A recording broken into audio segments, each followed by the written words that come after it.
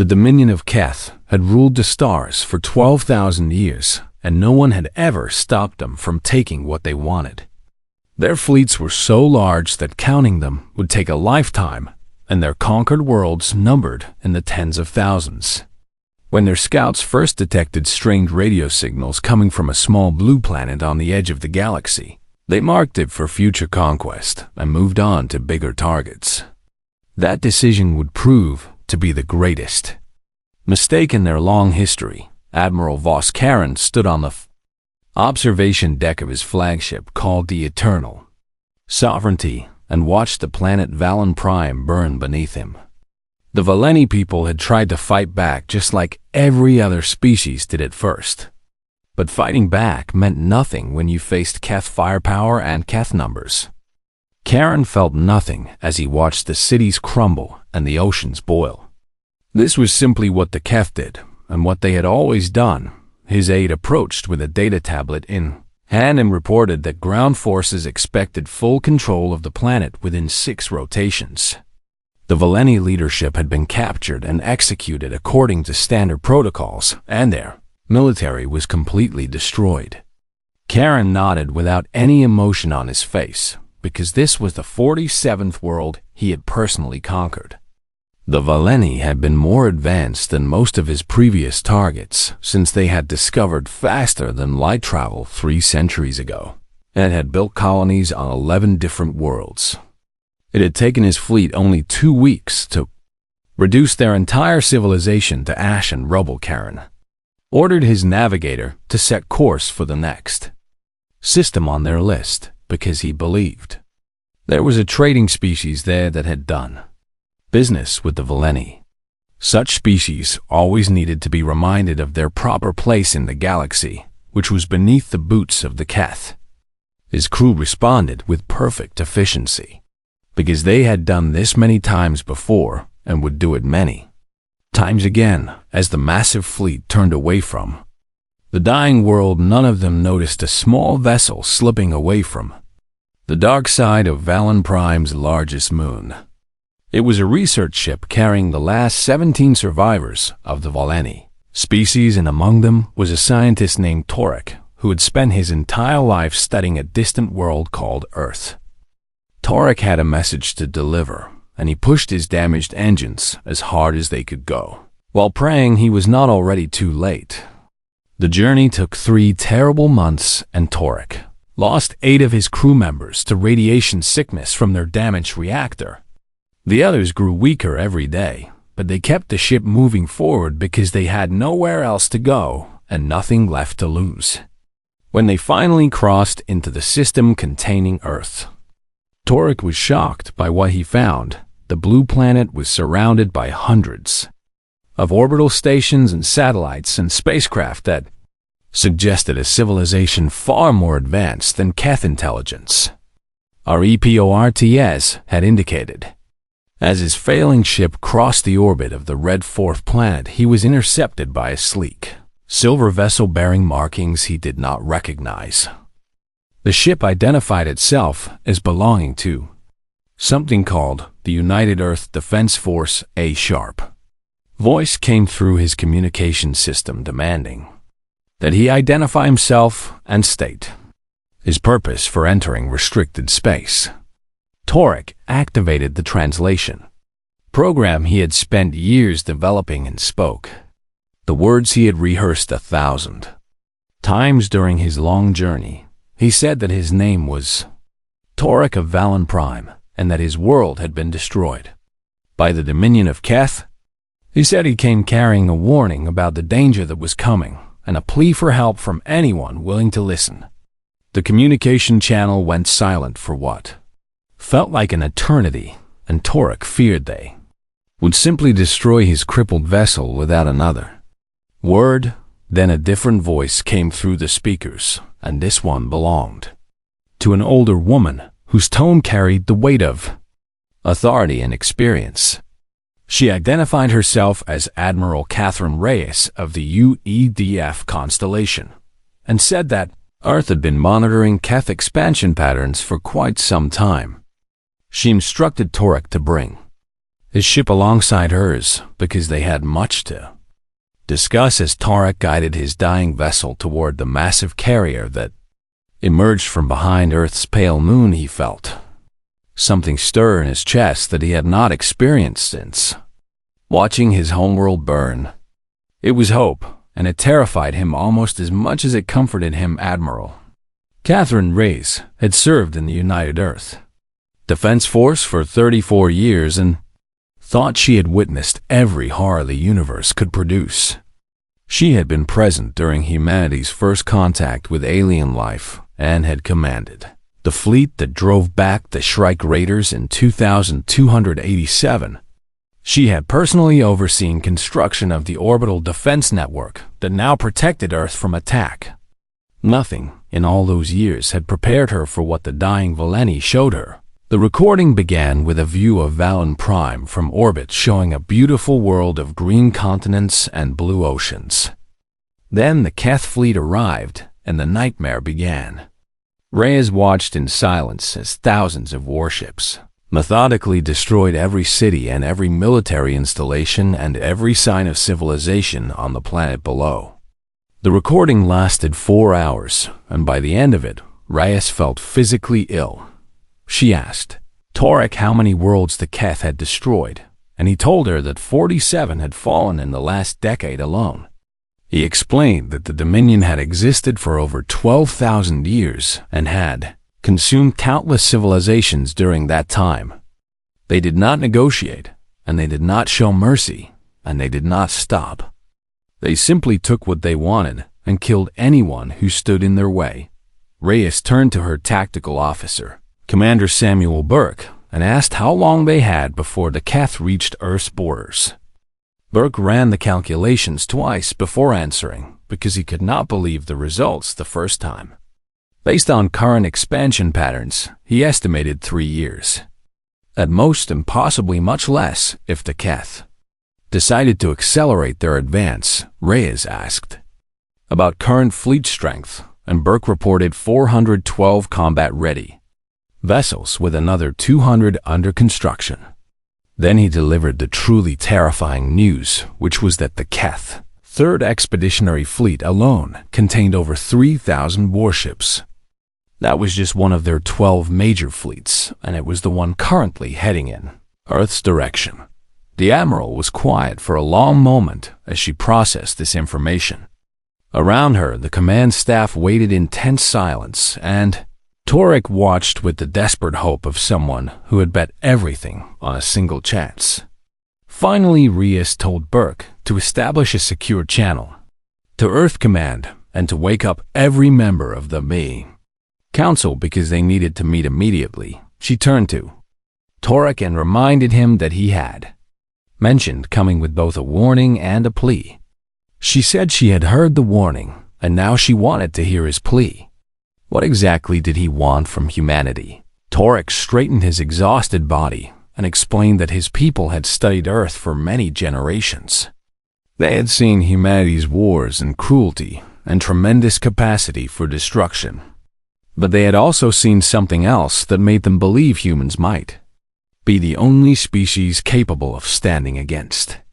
The Kethrias asked what that something was, and Tarek answered with simple words that would echo through history. He said it was humanity's absolute refusal to stay beaten. Every time humans faced extinction, they found a way to survive, and every time they were conquered, they rose again. The Keth had never encountered anything like that, because every species they faced eventually surrendered or died. But humans did not seem to know how to give up.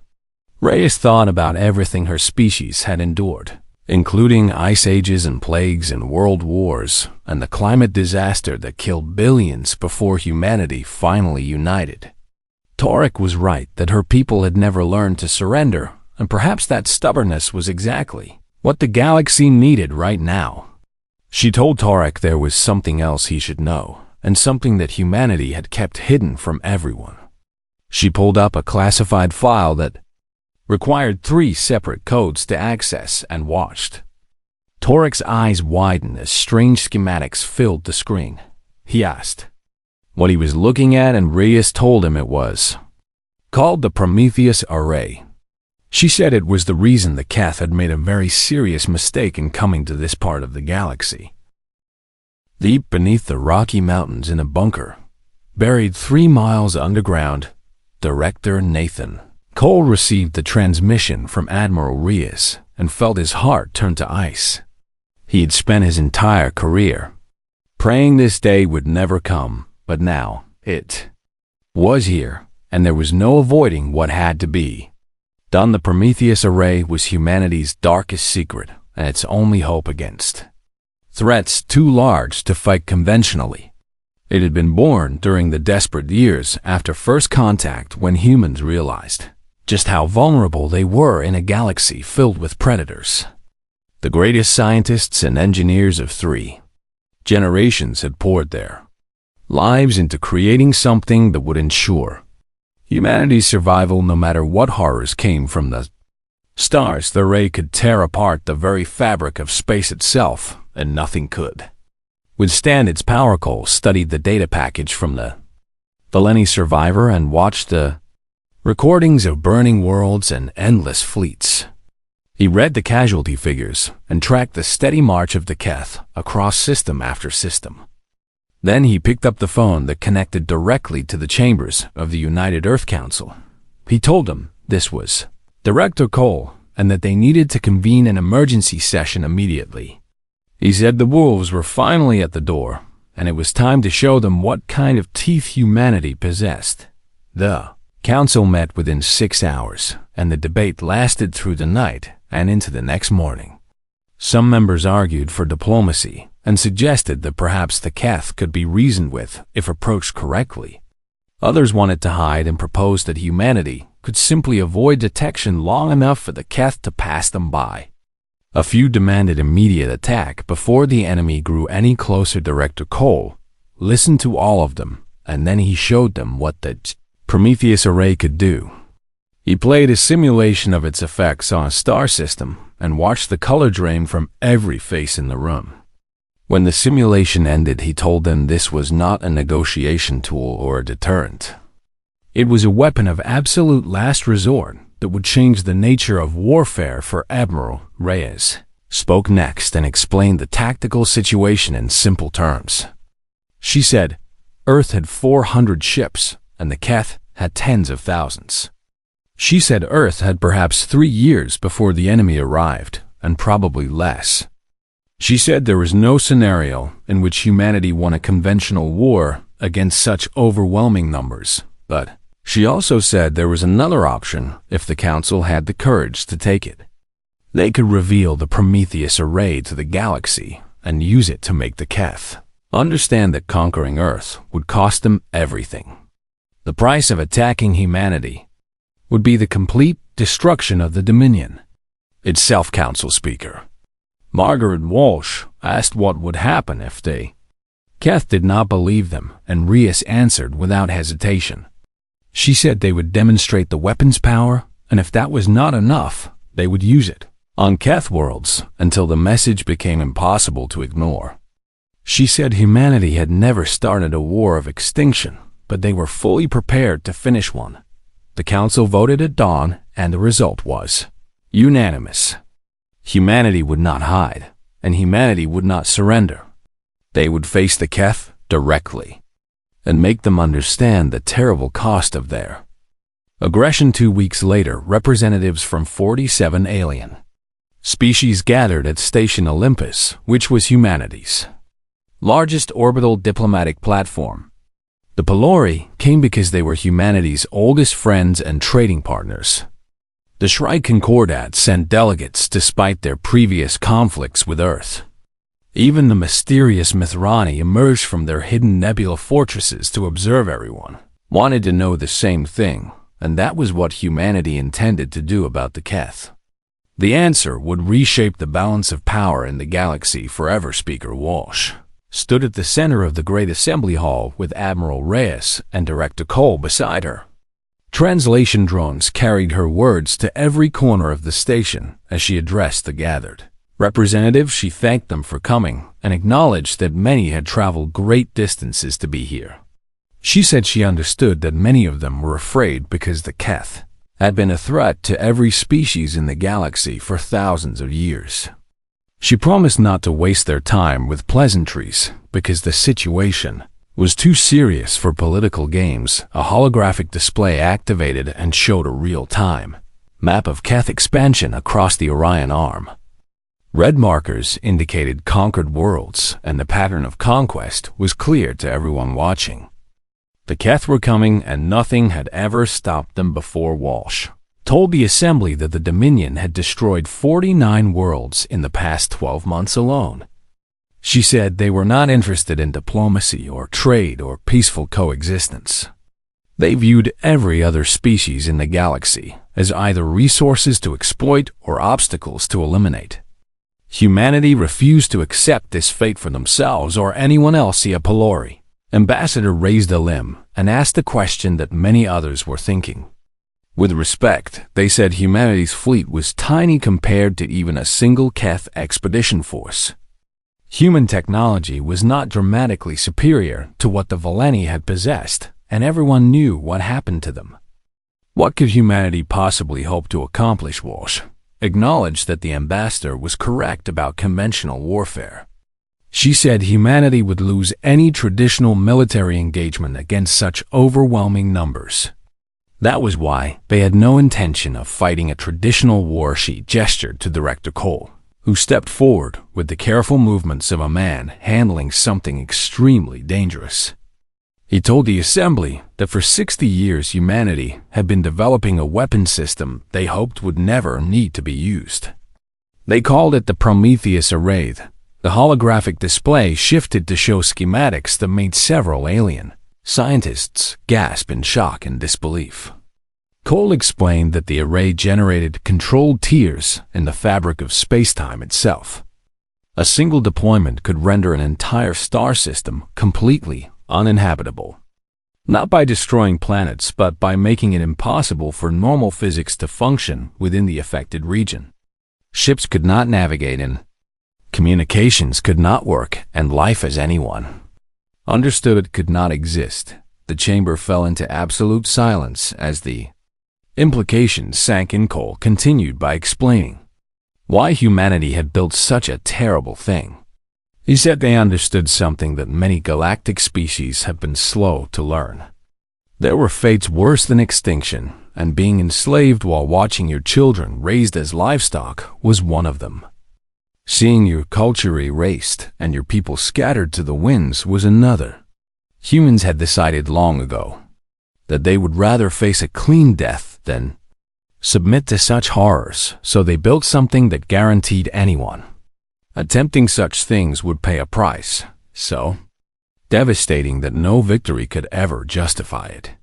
The Prometheus Array was humanity's promise to the universe that conquest had consequences. A Mithrani delegate rose, and their crystalline body caught the light as they spoke. They said humanity had created a doomsday weapon capable of rendering entire regions of space uninhabitable. They asked why this had been kept secret from the galactic community. Cole confirmed both statements. He said they had hoped the weapon would never be necessary, and revealing it would have caused panic across known space.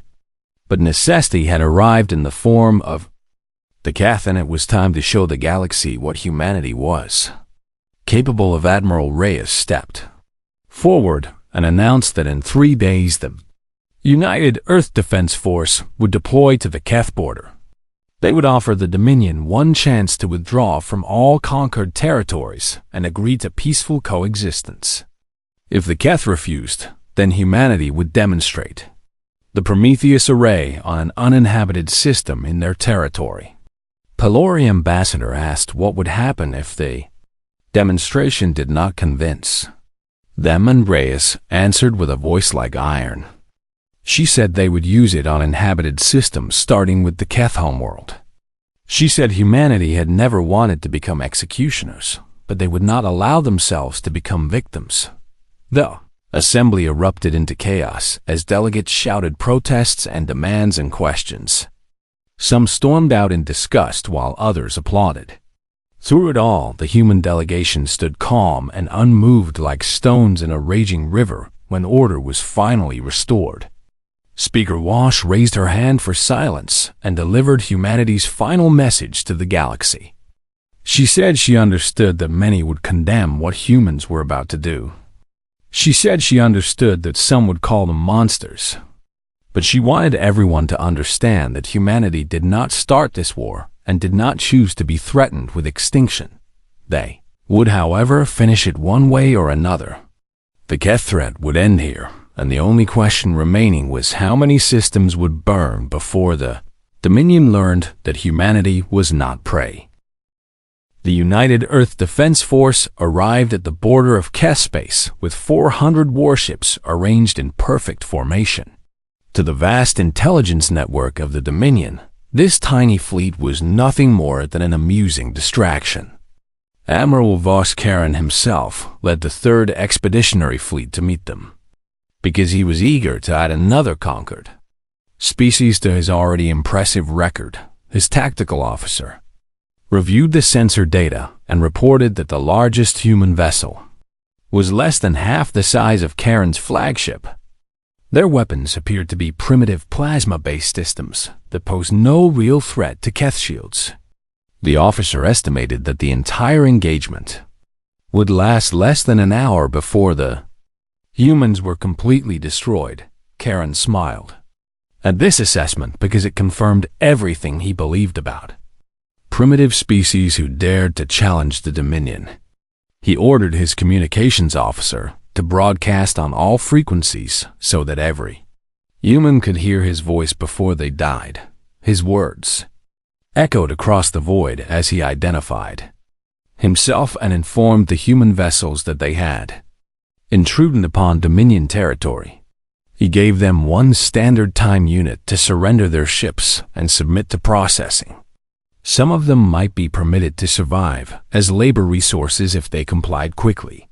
Any resistance would result in immediate annihilation. The response came not from a ship's communication system, but from a visual transmission, showing a woman standing on the bridge of the human flagship. Admiral Catherine Reyes looked directly into the camera with steady eyes that showed no fear whatsoever. She introduced herself and said she was there to deliver a message from humanity to the Dominion of Keth. Karen interrupted her and said he was not interested in messages from inferior species. He only wanted submission, and he would accept nothing less. Reyes told him he should pay very close attention to what she was about to say. She held up a small device that fit easily in her palm and explained that it was a trigger for something called the Promises Array. The device was currently targeting the star at the center of this system. If she activated it, that star would be destroyed along with everything within 3 light hours of its former position. Karen laughed at this ridiculous claim because he had never heard anything so absurd in his entire military career. He demanded to know if she actually expected him to believe that her primitive species had developed a weapon capable of destroying stars. The Keth had been traveling between worlds for 12,000 years and they had never encountered such technology. Reyes told him she would be happy to provide a demonstration. And then she pressed the button. The universe screamed in a way that no living being had ever witnessed before.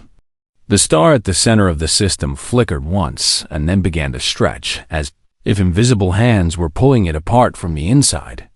Alarms shrieked aboard every Keth vessel as their sensors struggled desperately to interpret what they were seeing.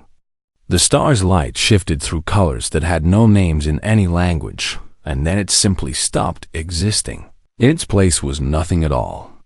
Not darkness and not empty vacuum, but true nothing. It was a wound in reality itself that swallowed light and matter and energy without any resistance.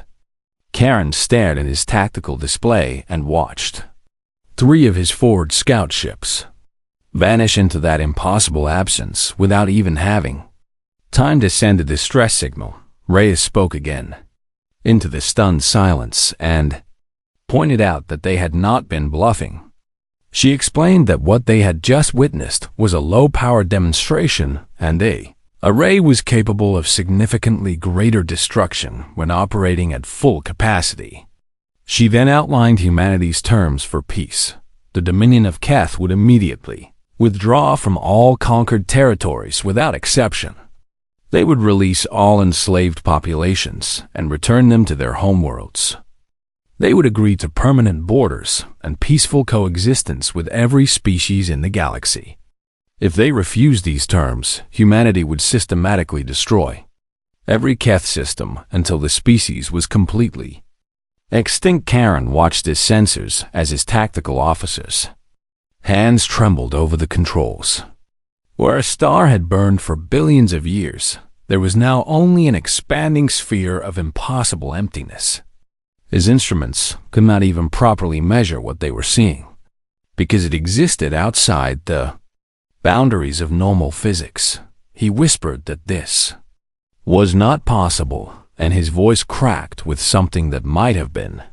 Furious replied that possibility was clearly not the issue since it was happening right in front of his eyes. She told him he had 1 standard hour to respond, and suggested he use that time to contact his leadership. She recommended he tell them that the age of Keth Dominion was over and that humanity had arrived with weapons beyond anything the Dominion had ever faced. The communication channel closed and Karen was left staring at the hole in space where a star used to be.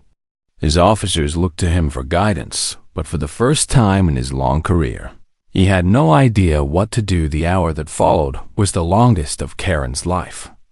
He spent most of it arguing with the High Command via quantum communication and showing them sensor readings they refused to believe. Even raw visual footage of the star's destruction was dismissed by many of the ancient admirals who had never known defeat. They insisted it must be some kind of elaborate trick designed to frighten the Dominion into retreat supreme. Commander Thero was the highest-ranking military officer in the entire Dominion, and he had conquered more worlds than any other living Keth. His voice carried absolute authority when he ordered Karen to attack immediately. He argued that one weapon did not matter if they could destroy the ships carrying it. The humans could not possibly have many such devices, and overwhelming numbers would solve the problem. Karen tried to explain what he had witnessed, but Thero cut him off. The Supreme Commander said that if the humans truly had unlimited power, they would have used it directly on the Keth fleet instead of wasting it on an empty system. He declared this was clearly a desperate bluff designed to intimidate the Dominion into abandoning their conquest. He would not allow 12,000 years of supremacy to be challenged by creatures who had discovered fire only 200,000 years ago. Thero's final words were an order to attack and destroy the human fleet.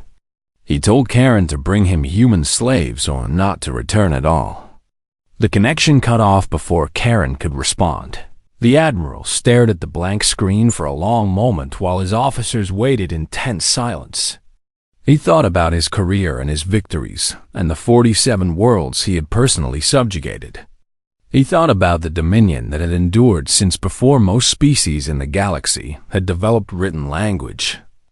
And he thought about the hole in space that had swallowed a star. His tactical officer asked if he was certain about following these orders, and Karen admitted that he was not certain about anything anymore. But he had his orders from the highest authority in the Dominion, and disobedience was unthinkable. 3,000 Keth warships powered up their weapons and began advancing toward 400 human vessels. The gap between them shrank steadily as weapons charged and targeting systems locked onto their enemies. Across that gulf of space, Admiral Reyes watched them come and felt nothing but deep sorrow for what was about to happen. Commander Burke spoke softly and said the Keth had made their choice. Reyes agreed and then turned to her weapons officer with commands that would change the galaxy forever. She ordered him to target the Keth homeworld and provided authorization code Omega-7. The weapons officer hesitated and reminded her that the Keth homeworld had over 12 billion inhabitants, including civilians and children who had no part in this war. Reyes acknowledged that she knew exactly what she was ordering.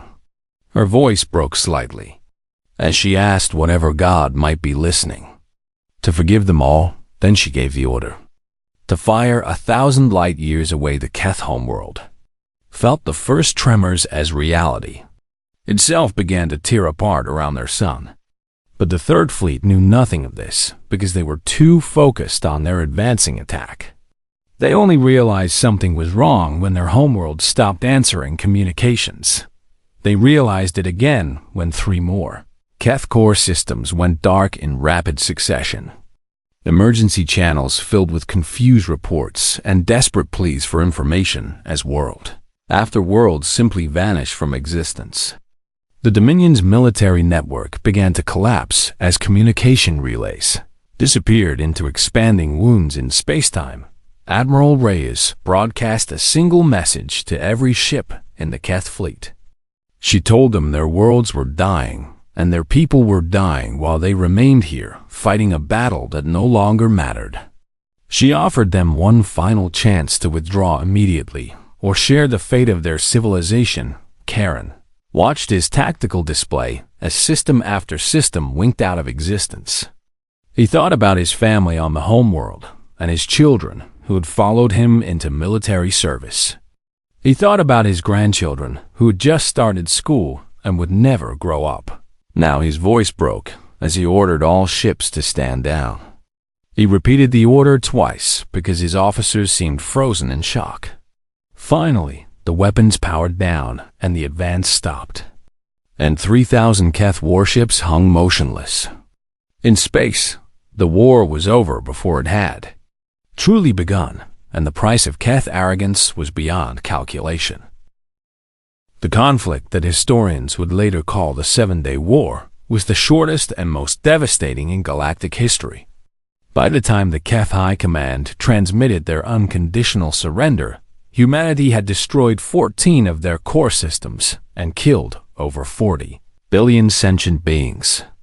The Prometheus Array had proven even more terrible than its creators had ever imagined possible. In the aftermath, every species in the galaxy looked at humanity with new eyes and tried to understand what they were seeing. Some viewed humans as saviors who had finally ended 12,000 years of Keth tyranny and liberated countless enslaved populations. Others saw them as monsters who had demonstrated a capacity for genocide on an unimaginable scale. The truth was that both perspectives were completely correct. Admiral Catherine Reyes submitted her resignation on the day the surrender documents were signed. She had done her duty to Earth and protected her species from extinction. She had saved the Valeni survivors and dozens of other species who would have been next on the Keth conquest list. And she knew she would never sleep peacefully again for as Maze. Long as she lived, Commander Burke found her in her quarters aboard the Dauntless, packing the few personal belongings she had accumulated. During 34 years of service, he asked her the question that everyone wanted answered, which was whether it had been worth it. Reyes paused with a photograph in her hands showing her daughter and grandchildren smiling at the camera. They were safe now, along with every other human being in existence. The Keth would never threaten them again, and neither would anyone else who learned what humanity was capable of. She told Burke honestly that she did not know if it was worth it. She said he should ask her again in 100 years, when they could see what humanity became after this. They had proven they could destroy anything that threatened them, but now they had to prove they could be more than destroyers. They had to earn the right to survive by becoming something better than what they had shown the galaxy. Burke asked what would happen if humanity could not prove that, and Reyes answered with a grim smile. She said perhaps the next species to develop a doomsday weapon would make the same choice about humans that humans had made about the Keth. That was the universe they had created, where survival required the willingness to end worlds, along with the desperate hope that such power would never need to be used again. She handed her command codes to Burke and walked off the bridge for the final time. The crew stood at attention as she passed, but she barely noticed them. Her mind was still out there among the 14 wounds in space-time that would never heal. News of the victory spread across known space faster than any message had ever traveled before. Celebrations erupted on worlds that had lived in fear of Keth conquest for generations. Former slave populations wept with joy as liberation forces arrived to free them.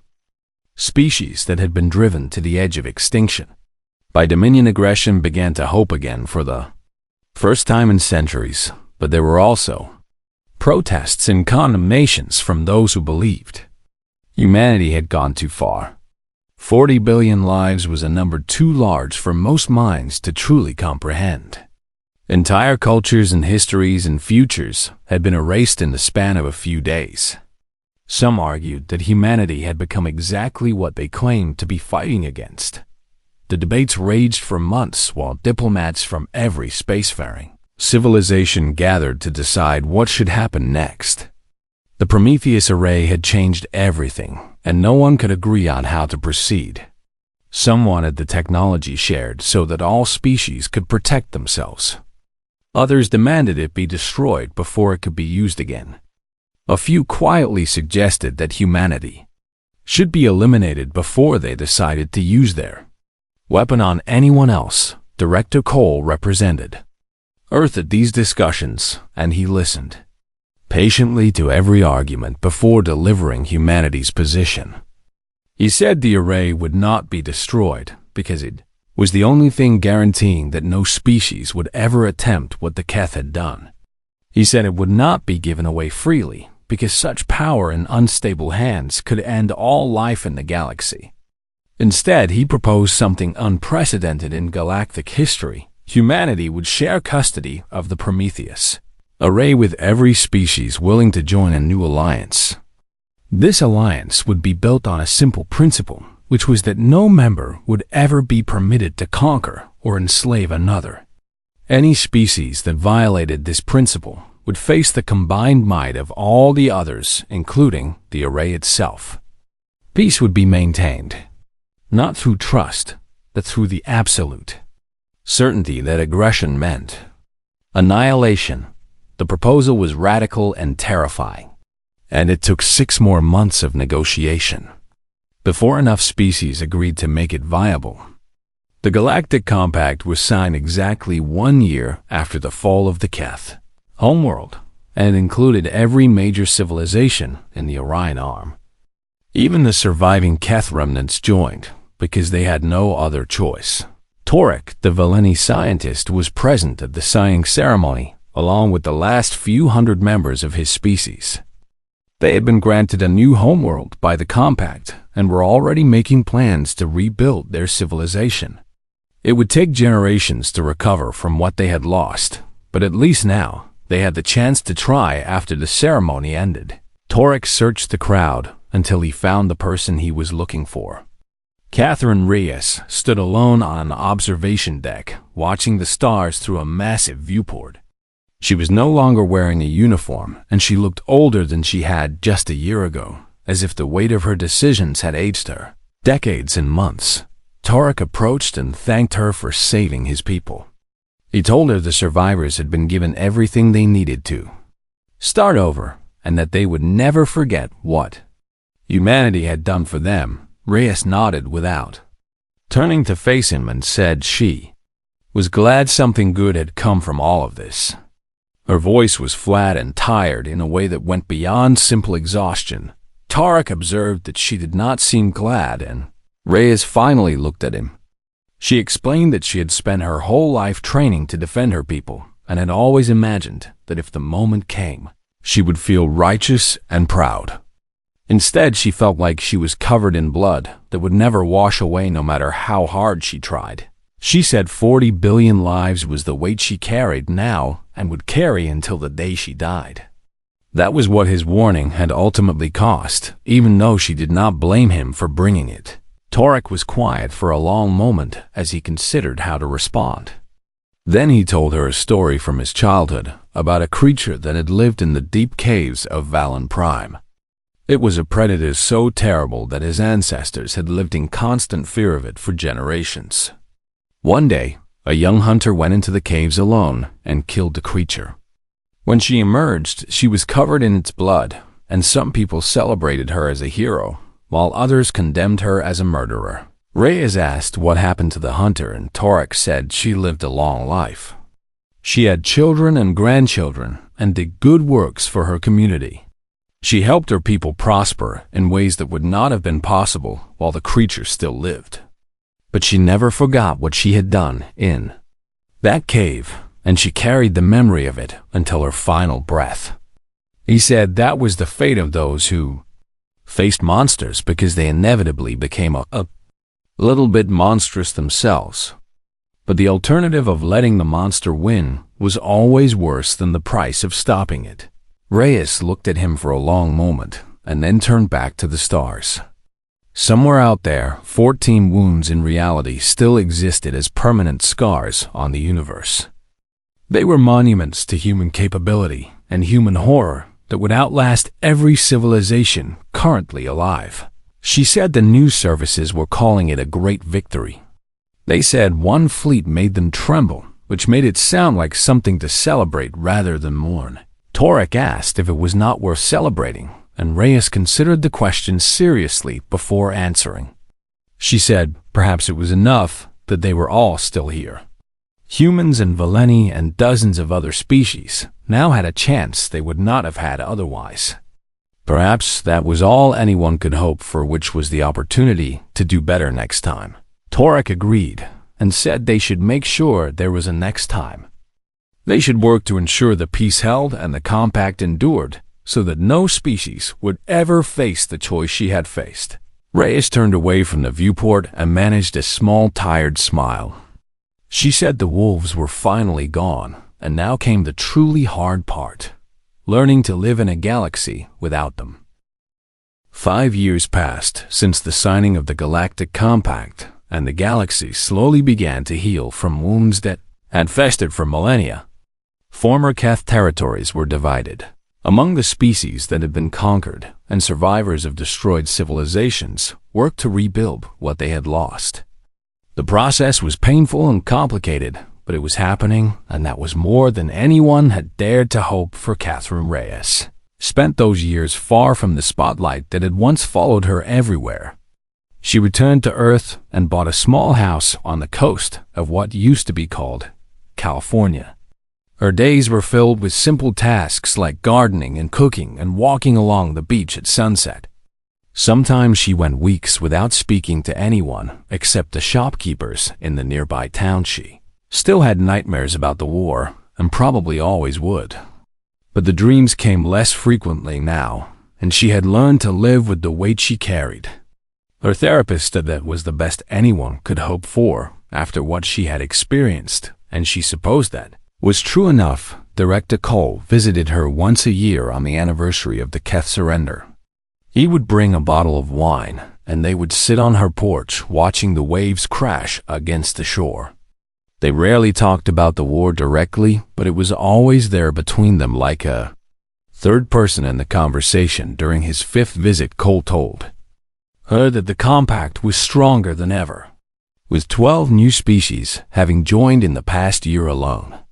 The Prometheus array remained under joint custody in a secure facility that no single species could access alone.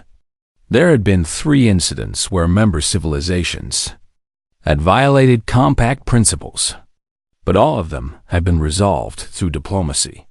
Before the array needed to be activated, Reyes asked if he thought the peace would last, and Cole admitted he did not know. He said the galaxy was too large and too complicated for anyone to predict with certainty, but he believed they had built something that could endure if everyone remained committed to making it work. The alternative was too terrible for any rational species to choose after. Cole left Reyes, walked down to the beach, and sat on a rock watching the sun sink toward the horizon. She thought about everything that had happened since that day when Torek's damaged ship limped into the Sol system carrying a warning from a dying world.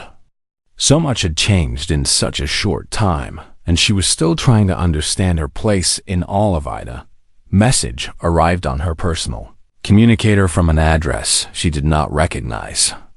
She almost deleted it without reading, but something made her hesitate. When she opened it, she found a video from Torek, showing the progress his people had made on their new homeworld. The Valeni had built their first city and named in hope and honor of what they had found when they reached Earth. Nearly 3,000 survivors now lived there, with more arriving every month as scattered refugees made their way home. Children were being born who would never know the terror of conquest and would grow up believing the galaxy was a place where cooperation was possible.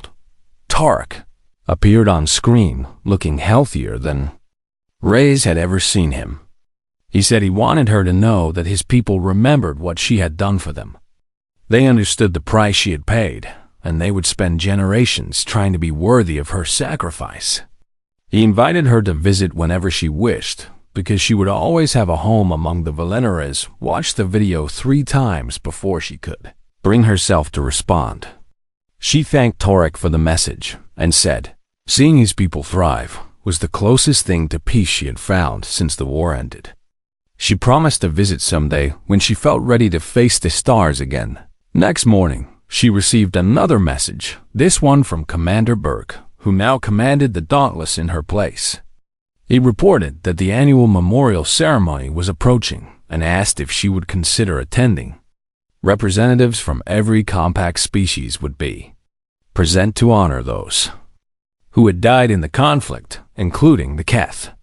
Civilians who had been caught in the crossfire. Reyes had avoided the ceremony for the past 4 years because she could not bear to stand before the galaxy and accept praise for what she had done. But something had shifted inside her after watching Tarek's message. She realized that hiding from her actions did not make them any less real, and refusing to acknowledge what had happened did not help anyone heal. She sent Burke a reply, saying she would attend, and then began packing a bag for the journey to Station Olympus. The ceremony was larger than she expected, with thousands of representatives filling the great assembly hall where the compact had been signed.